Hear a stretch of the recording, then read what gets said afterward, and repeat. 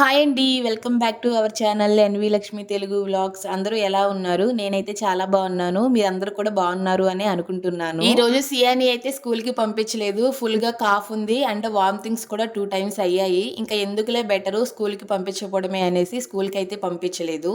ఇంకొకటి ఏంటి అంటే చిన్న పాపకి ఈరోజు వ్యాక్సిన్ ఉంది అన్నమాట. Ninth month vaccine. Ninth month complete అయిపోయింది. 10థ్ మంత్ కంప్లీట్ అయిపోయింది. 11థ్ మంత్ కూడా వచ్చేసింది. ఇంతవరకు పాపకి 9థ్ మంత్ వ్యాక్సిన్ వేపించలేదు. సో, ఇంకా ఈరోజైతే వెళ్తున్నాము. ఎలానో చిన్న పాపకి వేపిస్తున్నాం కదా! ఇంకా పెద్ద పాపకి కూడా వేపించొచ్చు. అంటే తనకు కూడా 5 ఇయర్స్ కంప్లీట్ అయిపోయి 6 ఇయర్‌లోకి వస్తుందనమాట. 6థ్ ఇయర్‌లోకి.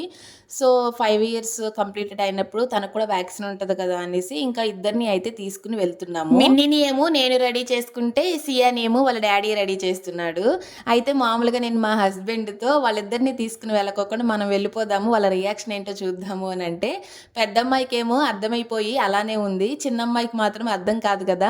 ఇంకా నవ్వుకుంటూ అంటే అదొక టెన్షన్‌గా ఇంక బొందుకుంటూ అలాగా వచ్చేస్తుంది. మేముండేది థర్డ్ ఫ్లోర్‌లో కాబట్టి కిందకి వెళ్ళాలి అన్న ప్రాబ్లమే, పైకి రావాలి అన్న ప్రాబ్లమే. నాకైతే ఒక్కోసారి కిందకి వెళ్ళాలి అంటే ఒక 5 నిమిషాల ముందు నుంచే బాధ మొదలైపోయిద్ది. అయినా ఇంక చేసేదేం లేదు కదా! ఇంక వెళ్ళాల్సి వచ్చినప్పుడు పిల్లల్ని తీసుకొని అలాగే వెళ్ళిపోవటమే. ఆయాసం వచ్చేస్తది ఫస్టు అన్ని మెట్లు అంటే థర్డ్ ఫ్లోర్ కదా!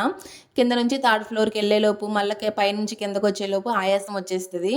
ఈరోజు పాపకి వ్యాక్సిన్ వేపించాలి అంటే ఎంత కష్టమైపోయింది అంటే, ఫస్ట్ మేమున్న ఏరియాలోకే వచ్చాము. అంటే ఇక్కడ మనకి గవర్నమెంట్ హాస్పిటల్స్ ఇక్కడ ఉంటాయి కదా! మేము ఈ ఏరియాకి కొత్త కాబట్టి ఎక్కడ వ్యాక్సిన్ వేస్తారు ఏంటి అనేది మాకు ఐడియా లేదు. మా అపార్ట్మెంట్‌లో వాళ్ళని కూడా ఎంక్వైరీ చేస్తే వాళ్ళకి తెలీదు అని చెప్పారు. సర్లే అని వీళ్ళిద్దరికి కూడా పోలియో డ్రాప్స్ వేపిచ్చాం కదా అనేసి ఇంకా అక్కడికైతే వచ్చాము. అక్కడ అడిగితే వేరే వాళ్ళ నెంబర్ ఇచ్చారనమాట. వాళ్ళేమన్నారు, మీ ఏరియాకి, మా ఏరియాకి సంబంధం లేదు. మేమైతే వెయ్యము అనేసి అన్నారు. లేదంటే నా దగ్గర అంగన్వాడీ బుక్స్, ఆధార్ కార్డులు అవన్నీ కూడా ఉన్నాయి ప్రూఫ్స్ అనంటే, వాళ్ళు వెయ్యవమ్మా అనేసేసి ఇంకా వేరే చోటకి వెళ్ళమన్నారనమాట. ఇదిగోండి ఇక్కడికి జ్ఞాన్ హై స్కూల్ ఉంటది. అక్కడికి వెళ్ళండి అనంటే, ఇక్కడికొచ్చి అడిగితేనేమో వీళ్ళు కూడా మీది మా ఏరియా కిందకి రాదు. వేరే ఏరియా కింద వస్తది మీది. పలానా చోటుకెళ్ళండి. అక్కడ ఆవిడ నంబర్ అయితే ఇచ్చారనమాట. అక్కడ నంబర్ ఇచ్చారు కదా అని ఆవిడకి కాల్ చేస్తే, లొకేషన్ పెట్టండి. మీరు చెప్పే అడ్రస్ మాకు తెలియట్లేదు. గూగుల్‌లో కూడా రావట్లేదు అనంటే, అసలు ఆవిడ లొకేషనే పెట్టలేదండి. ఎంత అసలు మూర్ఖంగా ఉంటారంటే ఒక్కోసారి గవర్నమెంట్ ఎంప్లాయీస్. మేము ఇప్పుడు ఇద్దరి ప్లేసెస్‌కి వెళ్ళాం కదా! వ్యాక్సిన్ వేపించడానికని. వాళ్ళు ఖాళీగానే ఉన్నారండి. ఏమీ పిల్లలు లేరు, అక్కడ ఎవరు లేరు. మా ప్రూఫ్స్ అవన్నీ చెక్ చేసుకొని వ్యాక్సిన్ చేస్తే అయిపోయేది సింపుల్‌గా. వాళ్ళేమో వాళ్ళ ఏరియా కాదంట. అసలు ఎంత సింపుల్‌గా రీజన్ చెప్పేసారంటే, అదేమంటే వాళ్ళు కాల్‌లో ఏం మాట్లాడుకుంటున్నారో తెలుసా అండి? ఇలాగ వేరే ఏరియా వాళ్ళని కూడా మా దగ్గరికి పంపిస్తే మాకు పేషెంట్లు ఎక్కువైపోరా సంథింగ్ ఏదో అంటున్నారు వాళ్ళు. ఈళ్ళందరూ మా దగ్గరికొస్తే మేమెక్కడ చేస్తాము. ఇంక వన్ బై వన్ ఇది అలవాటయిందంటే ఇంక ఇదే అలవాటయిపోతుంది అంటున్నారు వాళ్ళు. పోనీ వాళ్ళ దగ్గర ఏమన్నా ఎక్కువ మంది ఉండి వాళ్ళేమన్నా ఇబ్బంది పడుతున్నారా? పోనీలే వాళ్ళ ఏరియా వాళ్ళకే ఏస్తారా? వేరే వాళ్ళ ఏరియా వాళ్ళకి కూడా వేస్తారా? అనుకోవడానికి కూడా లేదు. చక్కగా కుర్చీలో కాలు మీద కాలు వేసుకొని కూర్చున్నారనమాట. పిల్లలకి సంబంధించిన విషయం కాబట్టి నాకైతే పెద్దగా కోపం ఏమీ రాలేదు. అంటే కోపం వచ్చింది. చిన్న వ్యాక్సిన్ వేస్తే సరిపోతుంది కదా! ప్రూఫ్స్ అవన్నీ చెక్ చేసుకుంటే అనిపిచ్చింది గానీ, ఇంక మా హస్బెండ్‌కైతే మరి ఎక్కువ కోపం వచ్చేసిందనమాట. ఇంక నేనేం చేశానంటే, అంతకుముందు మేము వేరే ఏరియాలో ఉండేవాళ్ళం కదండీ! అక్కడ ఆశా వర్కర్ నంబర్ అయితే నా దగ్గరుంది. సో, మా ఏరియా దగ్గర నుంచి ఆ ఏరియాకి వెళ్ళడానికి హాఫ్ అన్ అవర్ పైనే టైం పట్టేసింది. ఇంకా అక్కడ ఆశా వర్కర్‌కి కాల్ చేసి, ఇలాగా వ్యాక్సిన్ చేయాలి అక్క అని అంటే, ఇంకా ఆవిడైతే రమ్మన్నారనమాట. ఇంక అక్కడికెళ్ళి వ్యాక్సిన్ చేపించుకొని వచ్చాము. పెద్ద పాపకైతే ఇప్పుడే చేయరంటండి. ఒక 2 మంత్స్ తర్వాత చేస్తామని చెప్పారు. చిన్న పాప ఒక్కదానికే వ్యాక్సిన్ చేపించుకొని ఇంటికైతే వచ్చేసేసాము. ఇంటికొచ్చిన వెంటనే ఇంకా అక్కడికి చాలా టైం అయిపోయింది. మా హస్బెండ్ నైట్ డ్యూటీ చేస్తాడు గదా! ఇంకా మార్నింగ్ వచ్చి పడుకోలేదు. మమ్మల్ని ఇంకా వ్యాక్సిన్ కొని తీసుకెళ్ళిపోయాడు. తనకేం నిద్ర లేదు. ఇంకా వచ్చిన వెంటనే కొంచెం గూడా లేట్ చేయకోకుండా నేనైతే గుడ్డు, ఇంకా ఉల్లిపాయేసి కర్రీ చేసేసి మా హస్బెండ్‌కైతే పెట్టేసి మేము కూడా తినేసాము. ఇంకా మా హస్బెండ్ అయితే పడుకొని పోయాడండి. మేము కూడా కొంచెంసేపు అలా పడుకొని లేచిన తర్వాత ఆఫ్టర్‌నూన్ అన్నం తినేటప్పుడు మెతుకులు ఎక్కడ పడితే అక్కడ పడిపోయినాయన్నమాట. అంటే చిన్న పాపకి ఫుడ్ పెట్టేటప్పుడు ఇంకెలా పడితే అలా తింటారు కదా పిల్లలు. ఫుడ్ ఎక్కడ పడితే అక్కడ పడిపోతే ఫస్ట్ ఫ్లోర్ అయితే క్లీన్ చేసేసాను. ఫ్లోర్ క్లీన్ చేసిన తర్వాత మళ్ళీ ఇంకా మా హస్బెండ్ డిన్నర్‌కి వెళ్ళిపోతాడు కదండీ. అంటే డిన్నర్ తినేసి డ్యూటీకి వెళ్ళిపోతాడు కదా అనేసి ఇంకా త్వరగా అయితే మా హస్బెండ్ అంటే లేచేలోపు వంట చేసేయాలనేసి పప్పుచారు అయితే పెడుతున్నాను. రోజు ఎగ్ అండి, నాన్ వెజ్, చికెన్ ఇదే అయిపోతుంది. ఎందుకో ఈరోజు పప్పుచారు తినాలి అనిపించింది. ఇంకా కందిపప్పు అవి కూడా అయిపోయాయన్నమాట ఇంట్లో. మొన్న డీమార్ట్‌కి వెళ్ళానే గానీ ఇలా పప్పులు అయిపోయినాయి అన్న విషయం మర్చిపోయి పప్పులు తీసుకురాలేదు.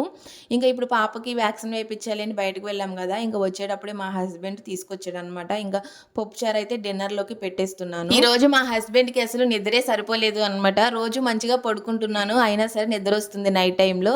ఈరోజు అసలు సరిగ్గా పడుకునే లేదు. ఈరోజు నా పరిస్థితి ఏంటో అని అనుకుంటూనే వెళ్ళాడు. డిన్నర్ తినేసేసి డ్యూటీకి వెళ్ళేటప్పుడు. నాకైతే కొంచెం బాధగా అనిపించిందనమాట. మామూలుగా ఇంట్లో ఉండే నేనే నిద్రకి ఉండలేననమాట. నిద్రొచ్చేసింది అంటే ఇంకెంత పనైనా వదిలేసేసి పడుకుని పోతున్నాను. ఒక్కోసారి మాత్రము ఓపికగా అమ్మో! మార్నింగ్ లేచిన తర్వాత మళ్ళీ ఇబ్బంది అయిపోయిద్ది అనేసి చేస్తానే గానీ, ఒక్కోసారి కోపం, చిరాకు వచ్చేసేసి ఇంకెంత పని ఉన్నా దాన్ని వదిలేసి పడుకుని పోతాను. ఇంకా మా హస్బెండ్ అలా అనేసరికి నాకు కొంచెం బాధగా అనిపించింది. ఆళ్ళు వ్యాక్సిను అసలు మేము వెళ్ళిన వెంటనే అంటే మా ఏరియాలో వాళ్ళే వేసేస్తే ఇంత 12:30, 1 అలా అయిపోయిందండి మేము ఇంటికొచ్చేసరికి. ఇంకా జస్ట్ ఇమాజిన్ చేయండి అక్కడ మేము ఎలా తిరిగాము అనేది. ఇంకా మా హస్బెండ్‌కైతే పప్పుచారు చేశాను కదా డిన్నర్‌లోకి, తనకైతే అన్నం పెట్టేసేసి తనతో పాటు మేము కూడా తినేసాంలేండి. ఇంకా అందరం తినేసేసిన తర్వాత మా హస్బెండ్ అయితే డ్యూటీకి వెళ్ళిపోతున్నాడు. వాళ్ళ డ్యాడీ డ్యూటీకి వెళ్ళేటప్పుడు మిన్నీ పాప అయితే ప్రతిరోజు అంటే ఒక 10 డేస్ నుంచి 1 వీక్ నుంచి అబ్జర్వ్ చేస్తున్నాను నేను. బయటకి వెళ్ళిపోతున్నాడని తనకి తెలుస్తుంది అనుకుంటా. ఇంక వెళ్ళేటప్పుడు అలాగైతే వాళ్ళ డ్యాడీ దగ్గర కొంచెంసేపు అలా ఆడుకుని, హగ్ చేసుకొని అలా అయితే పంపిస్తుందండి. వాళ్ళ డ్యాడీకి కూడా ఎందుకో మరి ఇంట్లో అంటే ఫాదర్స్‌కి డాటర్స్ అంటే ఎక్కువ ఇష్టం అంటారు గదా! అది మా ఇంట్లో అయితే నేనిప్పుడు అంటే ఆ ఫీల్‌ని ఎక్స్‌పీరియన్స్ చేస్తున్నాను. మా ఆయన డ్యూటీకి వెళ్ళిపోవడంతోనే ఇంకా యాజ్ యూజువల్‌గా నా నైట్ రొటీన్ అయితే ఎప్పుడూ ఉంటుంది. నా వీడియోస్‌ని రెగ్యులర్‌గా ఫాలో అయ్యే వాళ్ళకి తెలుస్తుంది. ఇంకా మా ఆయన డ్యూటీకి వెళ్ళిపోవడంతోనే పిల్లలిద్దరికీ కూడా స్నానం చేపిచ్చేసేసి, చిన్న పాపని ఇంకా అలా పడుకోబెట్టుకుంటూ, పెద్ద పాపతో అయితే హోంవర్క్ చేపిస్తాను. యాక్చువల్‌గా ఈరోజు స్కూల్‌కి వెళ్ళలేదు కాబట్టి హోంవర్క్ ఏం లేదు. మొన్నటి హోంవర్క్‌ని మళ్ళీ రివిజన్ అయితే చేపిచ్చాను. ఇంకా చేపిచ్చిన తర్వాత చిన్న పాప అయితే పడుకొని పోయింది. ఇంకా పెద్ద పాపకి పెద్దగా హోంవర్క్ కూడా ఏమీ లేదులే అనేసి ఇంకా తను అలా ఆడుకుంటుందనమాట. వాళ్ళ చెల్లికి డిస్టర్బ్ ఏం లేకుండా స్లోగా ఆడుకోమని చెప్పేసాను.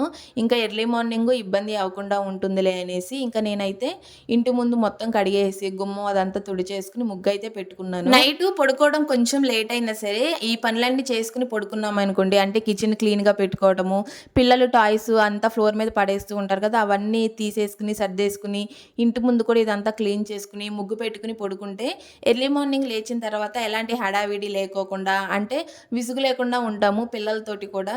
ఇప్పుడు మనకి పని ఉంటది, పిల్లల్ని స్కూలుకి పంపించాలి అంటే, ఇంక పిల్లల్ని తిట్టుకుంటూ ఉంటాము. లేదు అంటే హస్బెండ్ ఉంటే హస్బెండ్‌ని తిట్టుకుంటూ ఉంటాం గదా!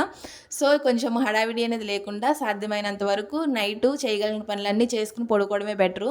మార్నింగ్ చేసుకోవచ్చులే అన్నట్టుగా ఉన్నాము అంటే ఇంక అంతే సంగతులు. మార్నింగ్ పని మార్నింగ్ ఉంటానే ఉంటది. ఆల్రెడీ వాషింగ్ మిషన్‌లో మార్నింగ్ బట్టలు వేశాను. బట్ అప్పుడు లోడ్ సరిపోలేదు అని కొన్ని బట్టలే వేశాను. ఇంకొన్ని బట్టలేమో ఇప్పుడు వేశాను. ఈరోజు వర్షం పడింది అండ్ వెదర్ అంతా చల్లగా ఉంది అనమాట. అందుకే వాషింగ్ మిషన్‌లో వేసిన బట్టలు కూడా ఆరిపోలేదు. ఇంకా అవి దండెం మీద మార్నింగ్ వేసినవి అలానే ఉంచేసి ఇంక ఇటు గోడ సైడ్ ఇటు ఆరేసుకుంటున్నాననమాట ఇప్పుడు వేసిన బట్టలైతే.